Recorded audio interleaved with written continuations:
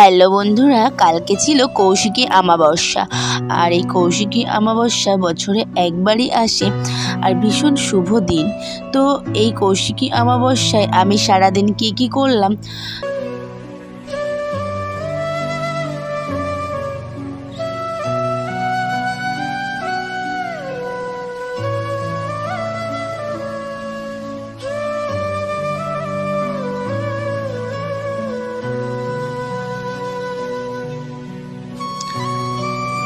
তো দেখো, এখানে আমি মায়ের ভোগ রান্না করছি।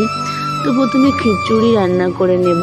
আর 5 ভাজি তো হয়ে গেছে, বেশি কিছু করব না। 5 ভাজি, একটু খিচুড়ি ভোগ, আলুর দম, চাটনি আর 5 ফল 5 মিষ্টি। আমি যতটুকু পারি ততটুকুই করি, আহামরি কিছুই করি না।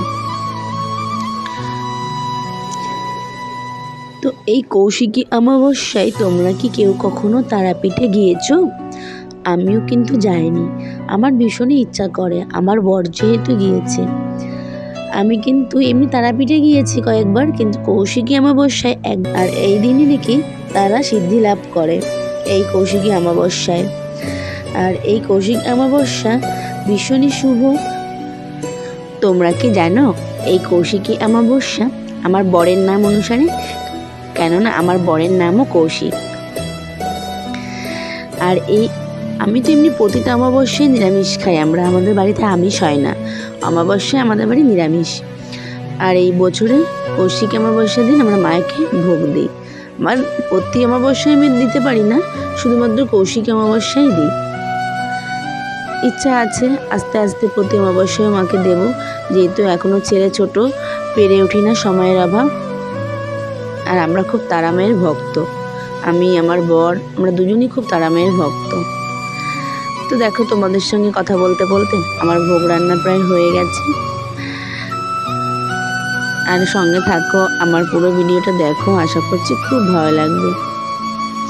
আর এই অমাবস্যায় অনেক মন্দির রান্না হয়ে গেছে, এবার আমি পুজো দিতে যাব। তো তোমরা সঙ্গে থাকো আর ভিডিওটা দেখতে থাকো।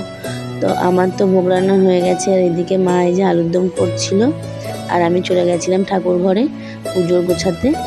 তো আমি পুজোর গোছাচ্ছিলাম সব কিছু। আর দেখো, তারা মাকে স্নান করিয়ে এই যে মালা পরিয়ে দিয়েছি, সুন্দর করে জবা ফুল দিয়ে সাজিয়ে দিয়েছি, আর সুন্দর করে মন্দির গুছিয়ে সাজিয়ে নিয়েছিলাম।